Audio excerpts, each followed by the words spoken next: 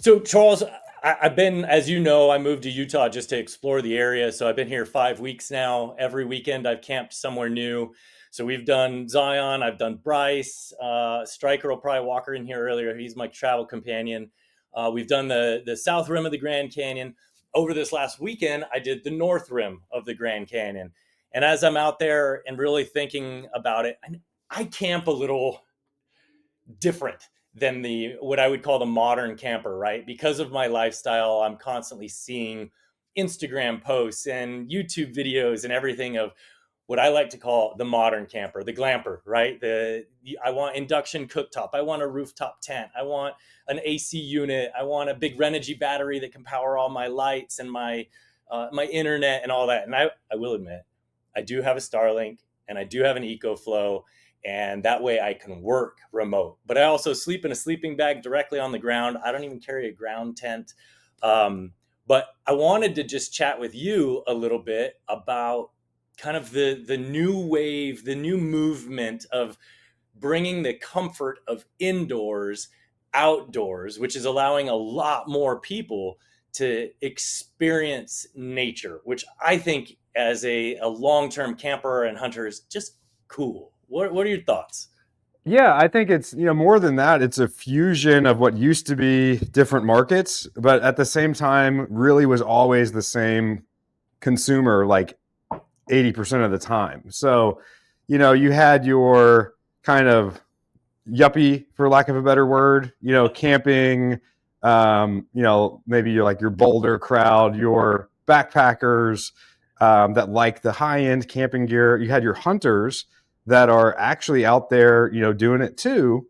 And then you started to see this crossover where a lot of the outdoors, backpacking, camping, through hiking crowd would buy tactical gear, but then also the tactical guys, right, and the hunters realized that, man, the tech in the high end outdoor space is far superior in a lot of ways to even the top end like hunting gear, because it's Yeah. lighter, it's better design, it's geared for like kind of high speed, low drag, which is fascinating when you look at brands that have like military and law enforcement subcategories. Patagonia, right, sells to the military. Arc'teryx has Leaf.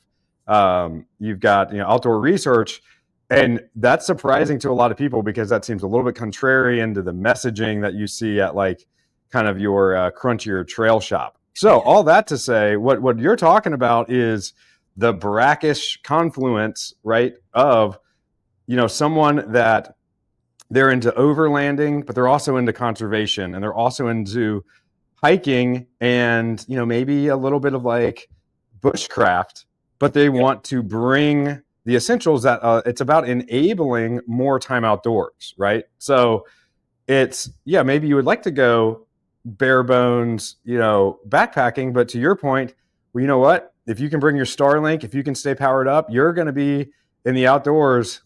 I'm jealous, right? A lot more than me, because you've got that capability. So you've got your mobile office set up, and from there you can set out. So yeah, I guess as it pertains to what we do, right, we can connect manufacturers with dealers in both that kind of camping, hunting space, as well as more of your conventional automotive, mom and pop shops, and trail shops. So I guess what are your thoughts on one, how do you see that affecting the market as we're kind of removing those barriers of like, oh no, you're going to a hunting store and then you got to go to a an REI type store if you want to get like some really good shoes, but you got to go to the hunting store if you want to get your hunting blind. Yeah, I think you hit the nail on the head with a single term, right? Overlanding. I think the overlanders really took, because everything you mentioned, right? The hunters, the through hikers, the backpackers, all of that are walking. Like, every one of those are basically drive to a trailhead, load your gear on your back, and walk in. And that puts you in a position where you can't really have much stuff, right? You're going to carry some Right. dehydrated meals, a water filter, and a way to heat water or make fire. and the overlanding community really started to blow up. I think, obviously it started in Australia, but it's really made its way here. And especially out west, we've got so much BLM land out here where the sky's the limit. I think Utah is a good example. 96% of the land mass of Utah is public land. And Wow. so when I leave my front door, I'm a mile maybe from the closest public land. And the national parks as a whole, but the Grand Canyon, I think, is one of those. If you go to a map and look at the Grand Canyon, the amount of space out there. I mean, this last weekend I was out for 4 days. I saw maybe, depends on whether or not you consider the road going kind of in, the dirt road going in, that dirt highway. I saw a car there. Didn't see another person. I did, oddly enough, I'll when I repost this on one of my personal channels, I'll share a little video clip. I was in one of the canyons of the Grand Canyon, and if anybody's familiar with aircraft, I'm a nerd. The F-23, like the premier fighter jet of the U.S. military, 4 of them came streaking over my head, no more than Oh, 100 feet over. I'll have to share the video. It was one of the that coolest things I've ever seen. But anyways, my point, gives you chills just thinking about it. it was so cool. It was so cool. I'll make sure to post the video. Um, Now, while you're out there, before you come here to North Carolina, you gotta check out the restricted zone in the Grand Canyon. There's a bunch of conspiracy theories ooh, about the restricted area in the Grand Canyon. So maybe you okay, can I'll have to you can Google it. go on a side quest for us.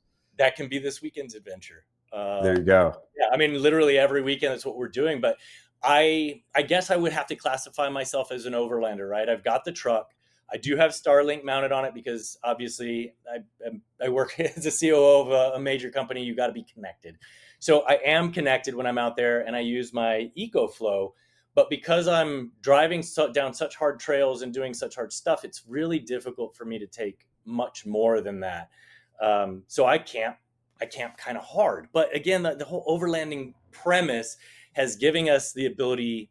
Rooftop tents are like one of those huge things, right? You can have the whole family sleep in a rooftop tent, nice and comfortable. Solo stove can easily fit in the back of your F-150 or your FJ Cruiser. You can take it out, open a can of propane or a bottle of propane, and sit around a nice little fire where you don't have to, like me, for example. This is pretty much my whole camp right here. This is one of the things I carry. It's my Leatherman Signal. I was carrying a Gerber for a long time. I recently switched to this, but it's got a fire striker on it and everything. So it's get to camp, pull out the chainsaw, cut some wood, strike a fire, because when I'm out camping, I learned a long time ago not to rely on the Bic lighters, because Colorado is an example. We camp around 13, 14,000 feet. They just don't work. Little Yep. droplets spit out, but nothing catches on fire, and you're screwed. So I've really taken a step backwards in a lot of the tech I use to stuff that's just known for the last hundreds of years that works. But for those guys and gals that go to, much closer places when they're overlanding and need all the refinements of home, a cool, nice bamboo table, and Renogy is a good example. I will admit that one of these has been a lifesaver for me. It's just a small Renogy. It's got the 115 outlet and some USBs. But like my camp lights, my entire camp lighting situation is powered by this guy. So keeping everything really small and nimble is important to me. But I know everybody else has different ideas of doing stuff. Like Charles, I know you do a lot of camping too with your family. And don't you have a whole air conditioning unit you take with you? I do, yeah. I've got the EcoFlow Wave. I'll show you. So this is actually a air conditioner and a heater and a dehumidifier, and you can run it off of solar, right? And so when you think about, again, our market, this is something that it's a Swiss Army knife, right? Because hey, yeah, you got a spouse that doesn't love camping in the heat or in the cold. Well, hey, now you can get out there. Or you're like, you know what? Oh, let's go out on a Friday. I've got some work calls at like 2 o'clock. Oh, but yeah, I can run my Starlink and be in the air conditioning or the heat from a picnic table and wrap that call up, which I actually find myself more productive when I do that kind of thing and get that osmosis inspiration from the outdoors. But then Osmosis. here's the thing, and I think pertinent maybe to some of the dealers and manufacturers that might be watching this. right? It broadens your market. The people that shop at shooting sports stores are also into camping. They're also into hunting, right? And so, hey, being able to run a solar powered heater in your hunting blind, in your ice fishing tent, and you're not having to run a generator. And then at the same time, something like an EcoFlow here, this is an uninterrupted power supply. Our audience is big into emergency prep and bug out bag type stuff. So, but it's not something that's going to just sit in your closet waiting for the zombies to come. You use this on the weekends, and it saves you money 365 days a year.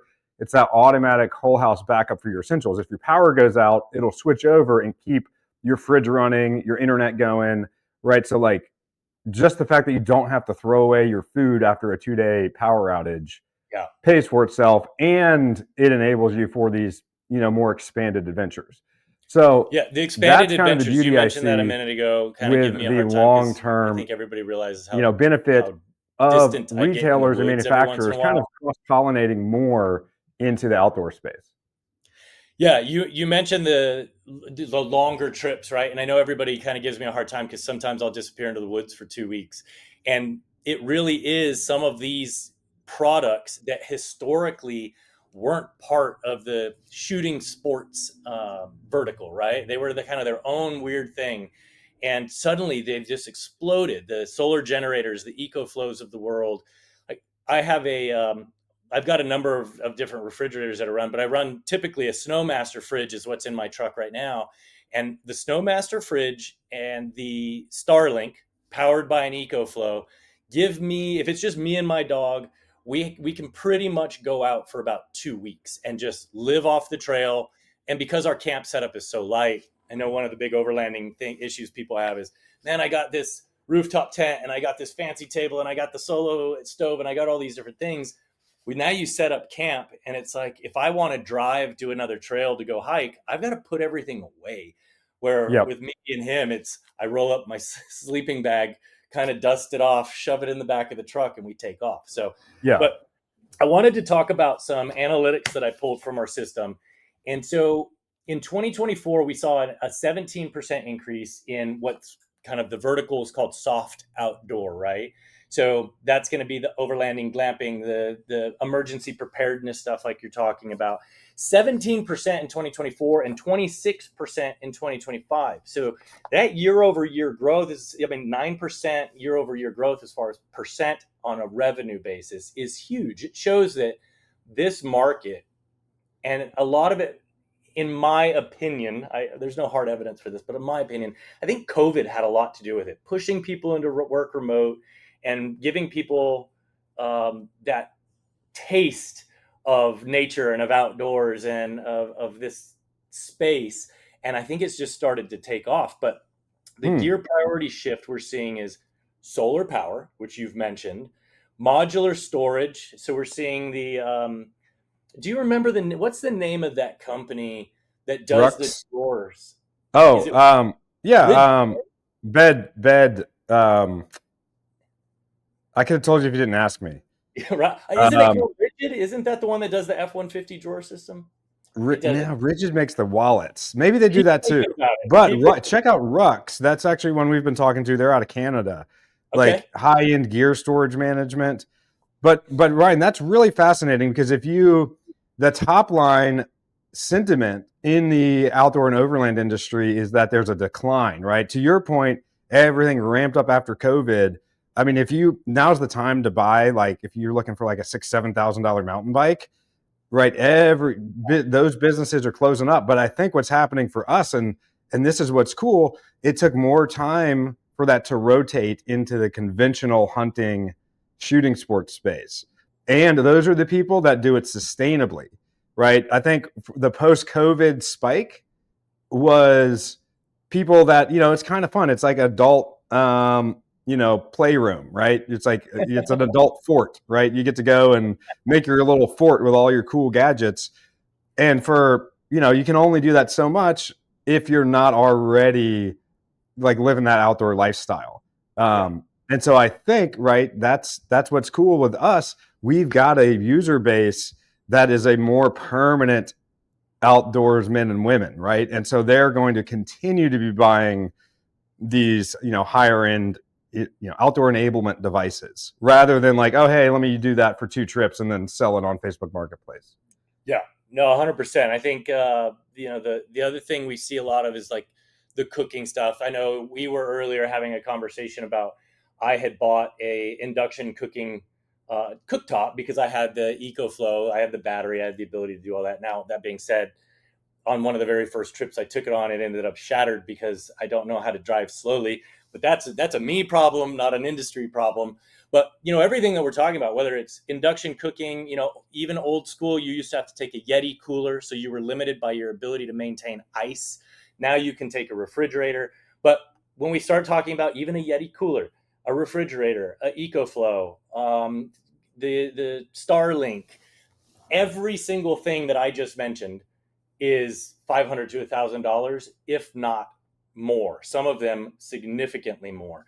And so taking it all back to like, where does BFG come into this whole mix, Yeah. right? Is we've got stores, REI, Bass Pro, Cabela's, all carry EcoFlow, Goal Zero, Nomad, Camp Chef, Solo Stove, BioLite, GCI, Dometic, Yeti. They carry all of those. But they also have the space to carry it and they have the Yep. capital to carry it. But almost every one of those stores, other than Bass Pro that I just mentioned, doesn't sell hunting equipment. So if you're one of those cross, hybrid users where you're an overlander but you're also a hunter, right now you've got to go to those stores to buy all your overlanding gear. You've got to then go to your local hunting store to get your hunting gear. Especially me, I live in a little town called Hurricane, and there's no REI, there's no Bass Pro. The closest place I'd have to go is Las Vegas, which is a few-hour drive to get any of this stuff, right? So all that to just say, um, when that hybrid of an overlander, camper, hunter, you end up having to go to three stores. You got to go to a store to buy all your vehicle gear, so struts, shocks, maybe a winch, things like that, physical automotive stuff. And then you've got to go to another store to get all your glamping. I'm going to say it, your glamping equipment, and then you've got to go to another store to get all your hunting equipment. And those big stores have the floor space and the capital. A lot of the smaller hunting guys simply aren't going to carry that stuff because they don't have the floor space, and they definitely don't have the capital to, three SKUs cost $10,000. So talk a little bit about how BFG enables those smaller guys to carry the same equipment so you have one global shopping experience without having to drive all over the country to pick up your stuff. Yeah, so a couple ways. So you, as a small local gun shop, hunting store, you're going to get that product feed onto your website. But we also have stocking dealer programs from that manufacturer where you can even get some store samples. So maybe you do want to put a really cool see-through hunting blind on display right during deer season. Maybe you do want to bring in an all-wheel drive electric hunting e-bike and park that right by the front door with a QR code on it for like, oh, hey, order online for in-store pickup. So it's a cool way to expand your market and have like some interesting stuff in your retail space that's a little bit more experiential. And then, of course, right, as a dealer, especially if you got a good social media presence, you can drop ship that stuff straight to your consumer through the BFG platform. Yeah, I think there's a benefit in that to everybody, right? From the brands to the retailers to the consumers. The brands are able to have a whole new retail footprint without any additional contracts. You're able to have that direct to consumer interface where you basically are just pushing us your data. We're feeding it downstream, and now 2,000 retail stores across the nation, including some in smaller areas like my own, where I'm living at right now. I now have the ability to go into a physical store, order something, pick it up in store, and not rely on having to have things shipped around and all that sort of stuff when I kind of don't have a place to ship anything. So I know I'm not the only one that's had that kind of issue, but I'm just real excited to expand beyond. I think everybody looks at buying freedom as a firearms specific outlet, right? And I know that Yep. that is our main concern. Like, yes, we're going a shot show, and yes, firearms is kind of the main thing for us as far as the brands are concerned. But I think that there's a whole realm of companies, from, again, from the automotive companies. Do you have control arms for a Toyota Tacoma? Do you have a lift kit for your forerunners out there, things of that nature? I should be able to go in and say, hey man, I need to get some ammo. I would love to get a fridge and upgrade from my Yeti, but also I know that the added weight of the battery system and the refrigerator in the back of my truck is going to require a GVM increase. So can I also get a set of springs? And Exactly. And that same consumer that's buying your Wilson Combat, that's buying your Staccato, your higher end guns, they're going to be getting, something like a Pelican case for that. But then to be able to say like, oh, hey, wow, yeah, you must be successful. What do? You travel a lot. Hey, you know what? We can get you the new Pelican rolling luggage, right? Which is like, that's like peak, you know, like it or not, right? Luggage is sort of a status symbol for people, right? If you got the stainless Rimowa, you're not getting that just to keep your stuff safe. You're wanting that as a like a self marketing tool, right? If I've got the Pelican ATX carry on, the amount of conversations, right? You're standing in line at the coffee shop at the airport, or you're in the Amex lounge, and people just assume you're doing something cool when you've got a submersible piece of luggage. So they're oh, you're in videography, or are you in production? What are you doing? And so it's a great way to spark conversations. So to be able to say, oh, hey, yeah, I can get you a Pelican gun case, right? But pretty much none of the outdoor shops carry their like high end packs and their their lifestyle stuff. Being able to merge that into one experience, again, to your point, it threads that brand identity better for the consumer and gives you some new revenue streams as the dealer, and gives you a broader reach as the manufacturer. yeah, I love it. I think EcoFlow, Solo Stove, all you guys that are out there, if you're listening to this, give us a buzz. Like, let's have a quick chat. If you are in a position where you know somebody at these companies, by all means, make a connection. Like, we really want to continue to grow the overall ecosystem of who's part of this BFG system. We're not asking you to pick sides either, like, right? We're not asking you to decide between an REI, and we don't need to get into all the REI financials right now, or an independent retailer. We're not saying shop independent or shop big box. We just want to give you a way that you can reach both of those. And so anything that you can do to help us continue to grow our footprint would be great. And we want to continue to bring you all of the best products at the best prices. Yeah. Awesome. Yeah, I think that sums it up for me. Again, yeah, if you're a manufacturer, a dealer, you got connections in the outdoor space, or if you're a creator, right? Maybe you've got a cool new product that you're like, how do I get this into distribution? How do I get my new handmade tent or my new handmade jacket, whatever it is? We can plug that in, right? So it's almost like our own little Kickstarter for like the hunting and shooting sports space, or a manufacturer incubator, if you will. So lots of cool stuff, and it's just getting started. So more to come. Cool. I love it. Thanks, everybody. Everyone have a great weekend. And if we don't see you before the holiday, have a very Merry Christmas.